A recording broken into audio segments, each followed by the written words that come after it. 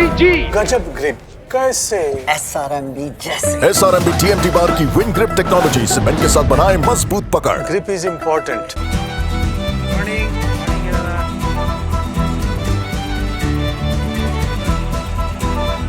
নমস্কার দর্শক বন্ধুরা, এক্সট্রা টাইম বাংলায় আপনাদের সকলকে স্বাগত। আমি সব্যসাচী রয়েছি যুবভারতী প্র্যাকটিস গ্রাউন্ডে। সকাল সকাল কিন্তু চলে এলাম ইস্টবেঙ্গলের অনুশীলনে। ইস্টবেঙ্গল আজকে অর্থাৎ বৃহস্পতিবার অনুশীলন করে তারা কিন্তু সরাসরি জামশেদপুরে দুপুরে ট্রেনে করে তারা জামশেদপুরের উদ্দেশ্যে রওনা দেবে। আগামীকাল তারা জামশেদপুরে অনুশীলন করে কিন্তু 5ই অক্টোবর বিকেলবেলায় জামশেদপুর এফসির বিরুদ্ধে খেলতে নামবে। এবং অনুশীলনে অবশ্যই যেটা সবথেকে বড় খবর যে হীরা মণ্ডল তিনি কিন্তু মাঠে নামলেন না। গতকাল আমরা খবর করেছিলাম যে হীরা মণ্ডল প্র্যাকটিস চলাকালীন তার গোড়ালিতে চোট লাগে এবং খুঁড়িয়ে মাঠ থেকে বেরোন। যদিও হীরা বলেছিলেন যে তার চোট ঠিক আছে, খুব একটা সমস্যা নেই, কিন্তু আজকে কিন্তু অনুশীলন মাঠে নামলেন না। একেবারে ড্রেসিং রুমে বসেই তিনি তার যাবতীয় রিহ্যাব সারলেন এবং জামশেদপুরে সম্ভবত হীরা যাচ্ছেন না। সুতরাং এটা নিঃসন্দেহে একটা ধাক্কা হবে ইস্টবেঙ্গলের জন্য, বিশেষ করে হীরা মণ্ডলের জন্য তো বটেই। দেখা গেল আজকে ইস্টবেঙ্গলের শীর্ষকর্তা দেবব্রত সরকার তিনি শুরু থেকে আজকে ইস্টবেঙ্গল অনুশীলন দেখেছেন, পর্যবেক্ষণ করেছেন এবং অনুশীলন শেষে বিনো জর্জের সাথে দীর্ঘক্ষণ ধরে আলোচনা করেছেন জামশেদপুর ম্যাচ নিয়ে। আপনারা আগেই দেখেছেন যে বিনো জর্জে কিন্তু আস্থা রাখছেন দেবব্রত সরকার। আর বাকি অনুশীলনের কথা বললে যথারীতি সিচুয়েশন প্র্যাকটিস থেকে শুরু করে সেট পিস এবং উইং থেকে আক্রমণে উঠে গোল করার যে একটা প্রবণতা সেইটা কিন্তু অনুশীলনে দেখা গেল সবথেকে বেশি।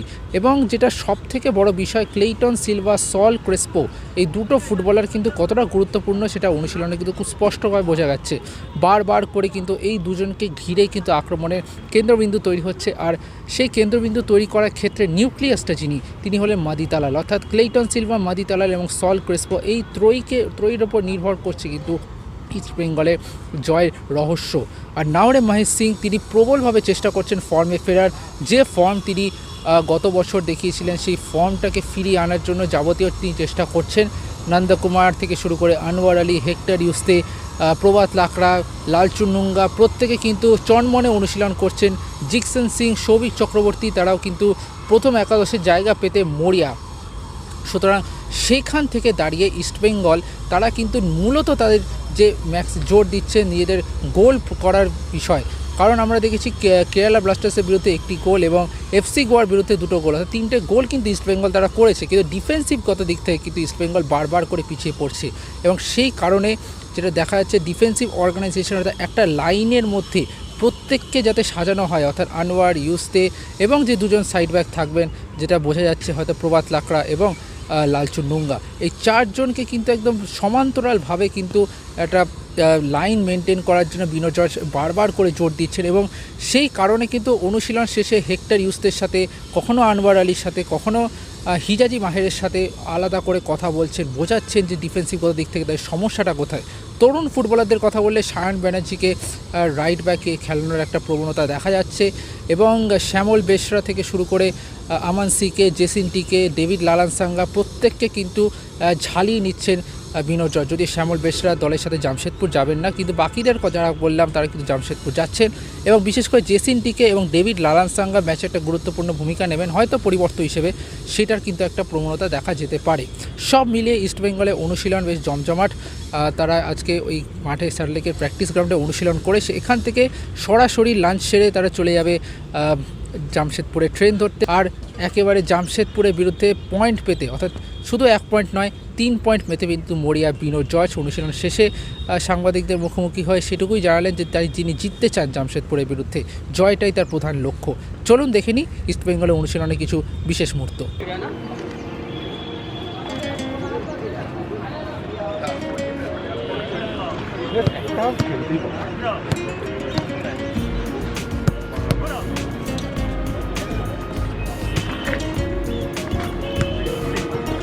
ওখানে পিছিয়ে হবে।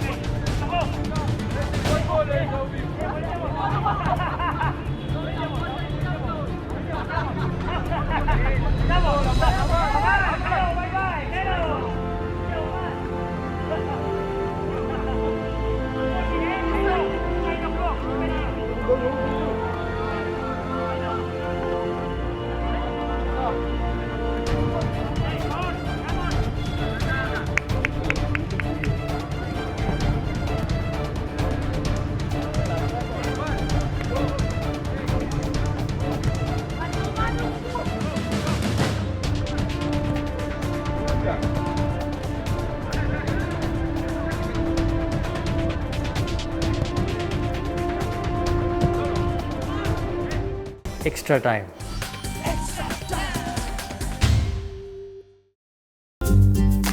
লেটেস্ট নিউজ আর এক্সক্লুসিভ ভিডিওর সঙ্গে আপডেট থাকতে এখনই সাবস্ক্রাইব করুন আমাদের ইউটিউব চ্যানেল। বেল আইকনে ক্লিক করতে ভুলবেন না যেন।